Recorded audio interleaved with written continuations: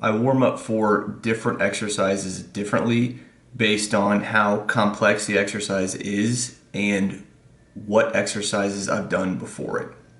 So this is an example of how I warm up for what I call complex compound exercises.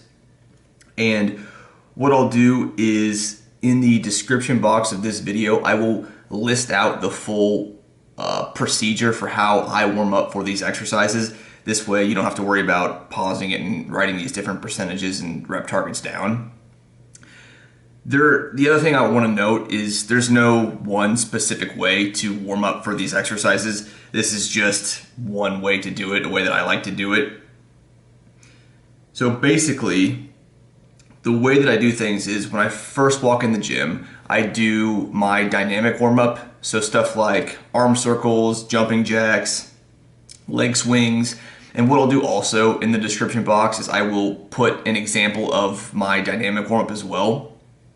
But yeah, basically I walk into the gym, I do my dynamic warm up, and then I hop over to my specific warm up for whatever exercise I'm doing first. And a couple of things. So what I try to do from the very beginning, starting with that first warm-up set, which is in this one it's the bar, but I try to make every rep look the same for the most part. This way, by the time I get to my actual working set weight, I'm fully, the pattern feels very natural, and I don't have to think about each piece as much. The only way that kind of isn't the exact same is for maybe the first two-ish warm-up sets, the tempo might be a bit slower and the break between each rep might be a bit slower, just because for every exercise I have a checklist in my head of how I want to do things, how I want to breathe, which joints I want to stabilize, how I actually want to perform the movement. And I will go through that checklist in my head as I'm warming up. And so, like I said, those first couple of warm-up sets might be a bit slower as I kind of just go through that checklist step by step. And then the other way that the reps might look slightly different than they will once I get to my working sets are the range of motion. So stuff like an RDL, my range of motion a lot of times depends on like my flexibility. And so as I warm up more and my hamstrings warm up more, I'm able to get a little bit lower than I was at the beginning. So that's why my working sets, I might be getting a bit more range of motion than my first warm-up sets. But other than that, I try to make them basically look the same. And let's see here. You'll see on all of these, I have Guideline and then I have Actual. And that's just because even with these, with this like progression I have here, it's all still just a rough guideline. And so it kind of depends on the day, and it kind of depends on the specific working weight that I'm going to be using. So I guess if you choose to use this progression, just keep in mind that like all of these are just like approximations. So it's like if I put like that second warm-up set is like 40 to 60% for 5 reps. Could be 35%, could be 65%, could be 5 reps, could be 6 reps.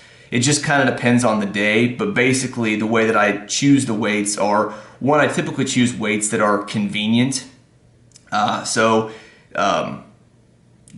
Making jumps where I don't have to grab a bunch of tiny plates and like do all these calculations. So choosing a convenient option that's also going to put me within or close to that range.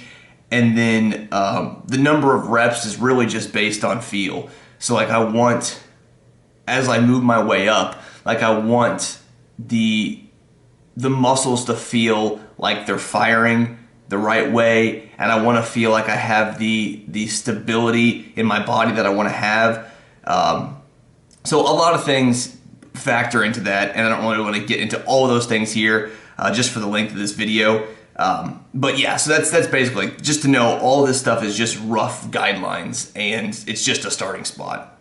So here I wanted to throw in the leg press after the RDL because, like I said at the beginning, how many warm-up sets I need or how I warm up depends on the exercise and kind of where it falls in my workout.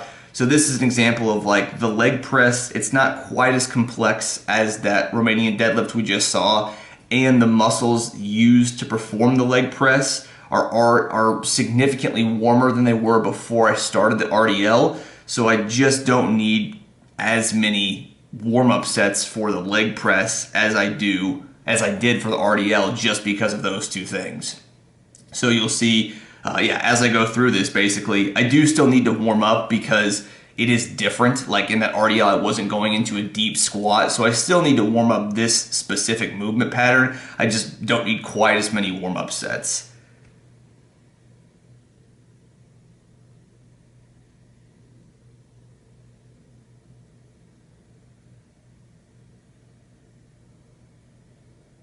And the same thing, those first few warm-up sets, you'll see the tempo was a little bit slower as I was going through that checklist like I did for the RDL.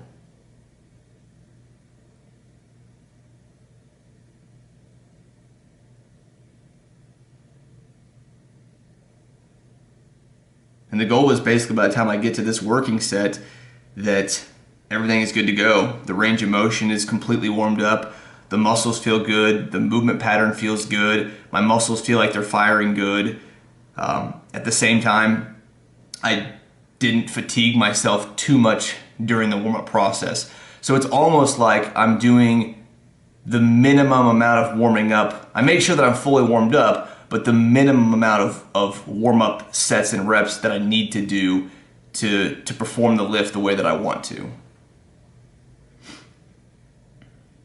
And again, I will put the full warm-up procedure in the description box below this video, as well as the example dynamic warm-up that I do before my warm-up sets.